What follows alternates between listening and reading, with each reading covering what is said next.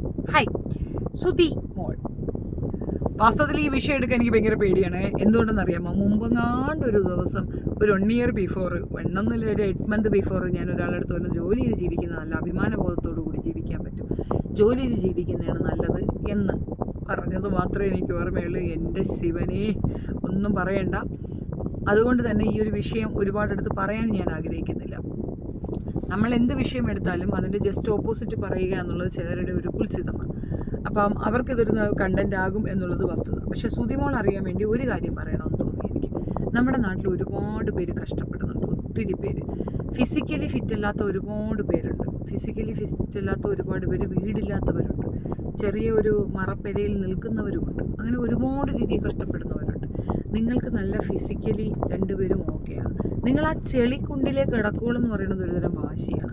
നിങ്ങൾക്ക് കുറച്ച് മാറി. ഇപ്പം ഞാൻ എൻ്റെ സ്വദേശം തിരുവനന്തപുരം, അവിടുന്ന് മാറി മറ്റൊരിടത്ത് വന്നൊരു വീട് വാടകയ്ക്ക് എടുത്ത് ആ ഫെസിലിറ്റീസ് കുട്ടികൾക്ക് അറേഞ്ച് ചെയ്ത് കൊടുത്ത് അവർക്ക് പഠിക്കാനുള്ള അവസരം ഉണ്ടാക്കി കൊടുക്കുന്നുണ്ട് എന്നുള്ളതാണ് വസ്തുത. അപ്പോൾ അതുപോലെ നിങ്ങൾക്ക് ചെയ്യാമല്ലോ. എന്തുകൊണ്ട് നിങ്ങൾ ചെയ്യുന്നില്ല?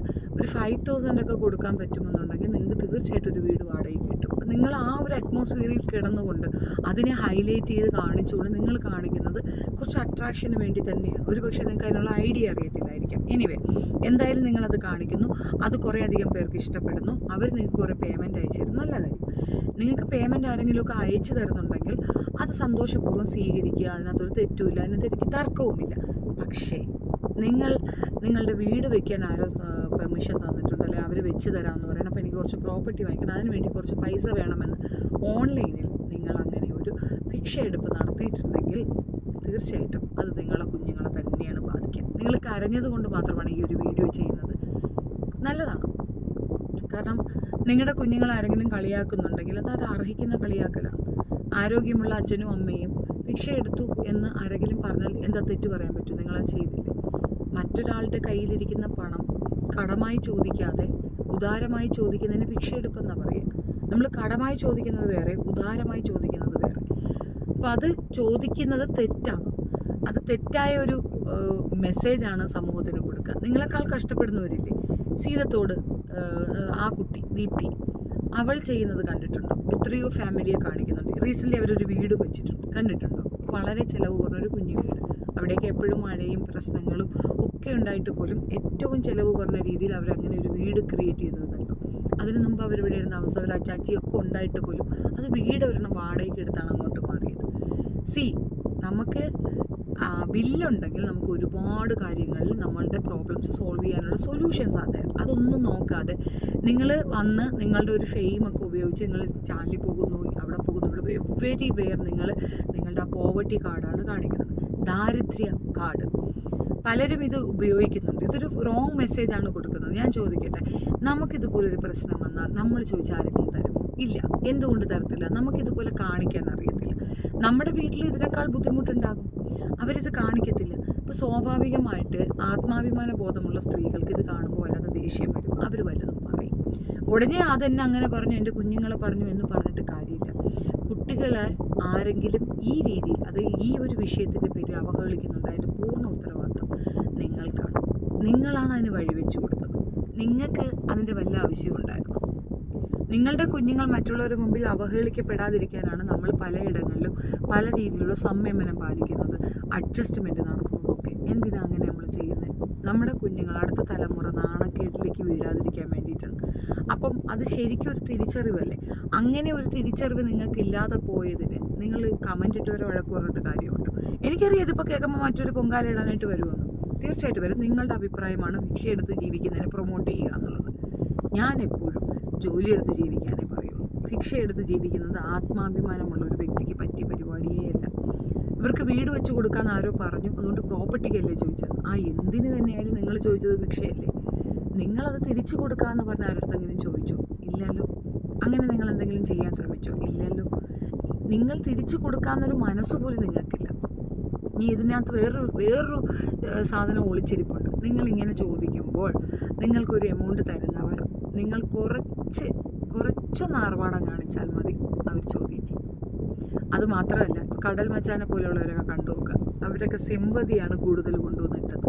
സിമ്പതി മാർക്കറ്റ് ചെയ്യുമ്പോൾ നിങ്ങൾക്ക് എക്കാലവും ആ സിമ്പതിയിൽ തന്നെ ജീവിക്കേണ്ടി വരും. 1% നിങ്ങളുടെ ഭാഗത്തുനിന്ന് ഒരു ചെറിയ നീക്കമുണ്ടായാലും നിങ്ങൾ എയറിലേക്ക് പോകും.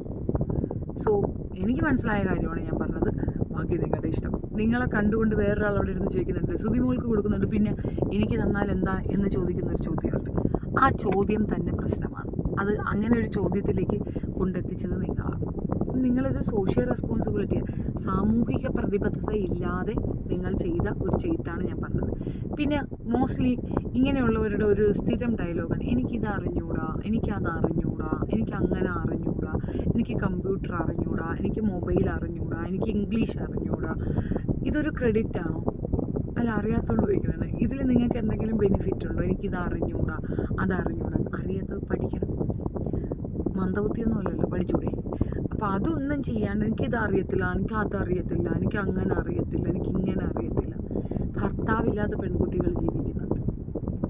ഭർത്താവില്ലാതെ, ഭർത്താവ് ഉപേക്ഷിച്ചാലും ഭർത്താവ് മരിച്ചാലും കഷ്ടപ്പെട്ട് കുഞ്ഞുങ്ങളെ വളർത്തി ജീവിക്കുന്നവർ ഇതുപോലെ വാടകയ്ക്കൊക്കെ താമസിക്കുന്നു. ഭർത്താവ് കൂടെ ഉണ്ടായിട്ട് നിങ്ങൾക്ക് ഭിക്ഷ എടുക്കേണ്ടി വരുന്നു. നിങ്ങൾ രണ്ടുപേരും ആരോഗ്യം ഉള്ളവരാണ്. അപ്പോൾ നിങ്ങളിത് ചെയ്യുമ്പോൾ നിങ്ങളിത് സൊസൈറ്റിക്ക് കൊടുക്കുന്ന മെസ്സേജ് എന്താണ്? ഇത് എൻ്റെ അടുത്ത് എൻ്റെ ഗ്രൂപ്പിൽ എല്ലാവരും പറഞ്ഞു, എടുക്കരുത്, ഈ വിഷയം എടുക്കരുത്. പക്ഷെ പറയാതെ വിട്ടാൽ എനിക്ക് ഒരു സമാധാനം ഉണ്ടാകത്തില്ല. അതുകൊണ്ട് ഞാൻ പറഞ്ഞതാണ്, നിങ്ങൾ ഏറി കയറ്റിയാലും ശരി, താഴെ ഇട്ടാലും ശരി, ഐ ഡോണ്ട് കെയർ. ഈ ഒരു വിഷയത്തിൽ അധ്വാനിച്ച് ജീവിക്കുന്നതാണ് ഏറ്റവും നല്ല പരിപാടി. ചെയ്യുന്നില്ലെന്ന് വെച്ചാൽ ശരിയായിരിക്കാം, നിങ്ങൾ ഒരുപാട് ചെയ്യുന്നുണ്ട്, പക്ഷേ നിങ്ങൾ ഇങ്ങനെ ഒരു എമൗണ്ട് ചോദിച്ചിട്ടുണ്ട്. അത് നിങ്ങൾ കടമായിട്ടാണ് ചോദിച്ചതെങ്കിൽ ഈ കുഞ്ഞുങ്ങൾക്ക് ഈ അപമാനം വരത്തില്ല. എൻ്റെ കുഞ്ഞുങ്ങൾക്കല്ല കേട്ടോ അപമാനം വന്നത്, നിങ്ങളുടെ കുഞ്ഞുങ്ങൾക്ക് തന്നെയാണ്. നിങ്ങളുടെ കുഞ്ഞുങ്ങളെ ഇതിലേക്ക് പിടിച്ചിടരുതെന്ന് പറഞ്ഞാൽ തീർച്ചയായിട്ടും പിടിച്ചിടും. നിങ്ങളുടെ കുഞ്ഞുങ്ങളെ പിടിച്ചിടും, നിങ്ങളുടെ പേരൻസിനെ പിടിച്ചിടും, നിങ്ങളുടെ ഭർത്താവിനെ പിടിച്ചിടും, ഒക്കെ പിടിച്ചിടും. കാരണം അവരെല്ലാവരും റെസ്പോൺസിബിളാണ്. നിങ്ങൾ എന്ത് മിസ്റ്റേക്ക് ചെയ്താലും നിങ്ങളുടെ വീട്ടുകാരെ പറയും, നിങ്ങളുടെ ചുറ്റുമുള്ളവരെ പറയും. കാരണം അവർ തിരുത്തി തരേണ്ട ഒരു ആവശ്യഘട്ടം ഉണ്ട് തന്നെയാണ്. ഈ കുഞ്ഞുങ്ങളാണെങ്കിലും ചെറിയ കുഞ്ഞുങ്ങളാണെങ്കിലും അവർ പറയണം, അമ്മ ഞങ്ങൾക്ക് ഭിക്ഷ എടുത്തൊരു വീട് വേണ്ട, അമ്മ സമാനപ്പെട്ട് ഞങ്ങളെ പഠിപ്പിക്കുക, ഞങ്ങൾ വലുതായി ഞങ്ങൾ ജോലിക്ക് പോയിട്ട് ഞങ്ങൾ വീട് വയ്ക്കാം എന്നാ കുഞ്ഞുങ്ങൾ പറയണം. പറയാത്തടുത്ത് ആ കുട്ടികളും ആ പഴി കേൾക്കുന്ന ഒരു ഉത്തരവാദിത്തം. അപ്പോൾ നമ്മുടെ കുഞ്ഞുങ്ങൾക്ക് ഈ പഴി വാങ്ങി കൊടുക്കണോ വേണ്ടേ എന്ന് ചിന്തിക്കാനുള്ള സാമാന്യ ബോധം നിങ്ങൾക്കുണ്ടാകണം. പിന്നെ നിങ്ങളുടെ ചാനൽ ഇപ്പോഴാണ് നിങ്ങൾക്കത് മോണിറ്റൈസ് ആയത്. നിങ്ങളുടെ ഒരു വ്യൂ ഇതൊക്കെ വെച്ച് നോക്കുമ്പോൾ മിനിമം എങ്ങനെ പോയാലും നിങ്ങൾക്ക് 1 above ഒരു മാസം കിട്ടും. ബാക്കിയുള്ള എക്സ്പെൻസൊക്കെ നിങ്ങൾക്ക് മീറ്റ് ചെയ്യാൻ പറ്റുമെങ്കിൽ ഒരു 4 മാസം കഷ്ടപ്പെട്ടാൽ 4 ലക്ഷം ആയില്ലേ. 4 മാസം കഴിഞ്ഞ് അവരുടെ അടുത്ത് വീട് വെച്ച് തന്നാൽ മതി പോരെ എന്ന് പറഞ്ഞാൽ പോരെ. ഇനി ഇത് കുറഞ്ഞാൽ ഒരു 6 മാസം പോട്ടെ, 1 കൊല്ലം ആകുമെന്ന്. 1 കൊല്ലം കഴിഞ്ഞാൽ അവർ വെച്ച് തരൂലേ വീട്. അപ്പോൾ അത് ഭിക്ഷ എടുക്കാതെ തന്നെ നിങ്ങൾക്കത് സാധിക്കുമായിരുന്നല്ലോ. അങ്ങനെ ഒരു ഓപ്ഷൻ ഉണ്ടായിട്ടും ആളുകളുടെ നല്ല മനസ്സിനെ ചൂഷണം ചെയ്യുന്ന രീതി താങ്കൾ ഇങ്ങനെ ചെയ്യുമ്പോൾ അത് ശരിയായ നടപടിയല്ല എന്ന് പറയേണ്ടത് സാമൂഹിക പ്രതിബദ്ധതയുള്ള മനുഷ്യരുടെ ഉത്തരവാദിത്തമാണ്. ചിലർക്കത് മനസ്സിലാകത്തില്ല, കാരണം അവരും ആ കാറ്റഗറി ആയതുകൊണ്ട് അവരിതിനെ പ്രോത്സാഹിപ്പിക്കും. വിയർപ്പിൻ്റെ അസുഖമുള്ളവർക്ക് ഇത് പ്രോത്സാഹനമായിട്ട് തോന്നും. എനിക്കിത് സത്യം പറഞ്ഞാൽ റിയലി ഫീൽ കഷ്ടം തോന്നുന്നുണ്ട് കേട്ടോ. നിങ്ങൾ കരഞ്ഞപ്പോൾ കണ്ടപ്പോൾ പാവം തോന്നി, എന്തിനാണ് ഇത് കേൾക്കാൻ പോകുന്നത്. നിങ്ങളെക്കാളേറെ നിങ്ങളുടെ കുഞ്ഞുങ്ങൾ നാണം കെടും. അതാണൊരു സത്യം. നിങ്ങളുടെ കുഞ്ഞുങ്ങൾക്ക് ഈ മാനക്കേട് ഉണ്ടാകും. ആ മാനക്കേട് നമ്മുടെ കുഞ്ഞുങ്ങൾക്ക് വാങ്ങിക്കൊടുക്കണോ വേണ്ടേ എന്നുള്ളത് ചിന്തിക്കാനുള്ള സാമാന്യ ബോധമില്ലാത്തത് കൊണ്ടാണ് ഇങ്ങനെ കരയേണ്ടി വരുന്നത്. എന്നോട് ചോദിച്ചു കഴിഞ്ഞാൽ നമുക്ക് ഫിസിക്കൽ ഇഷ്യൂസ് ഒന്നുമില്ല എന്നുണ്ടെങ്കിൽ നമ്മൾ പതിയെ ചെയ്താൽ മതി. പതിയെ തിന്നാ പനിയും തിന്നാന്ന് കേട്ടിട്ടില്ലേ, അതേപോലെ. പക്ഷേ ഇപ്പം നിങ്ങൾ കാണിക്കുന്നത് കാണുമ്പോൾ സ്വാഭിമാന ബോധമുള്ളവർ നിങ്ങളെ കുറ്റപ്പെടുത്തും. അത് കേൾക്കുമ്പോൾ നിങ്ങൾ വേദനിച്ചിട്ടൊന്നും കാര്യമില്ല. എൻ്റെ പേഴ്സണൽ ഒപ്പീനിയനാണത്. ആണും പെണ്ണും ഇല്ലാതെ കുഞ്ഞുങ്ങൾ മാത്രം കഷ്ടപ്പെട്ട് വീട് വയ്ക്കുന്നവരുണ്ട്.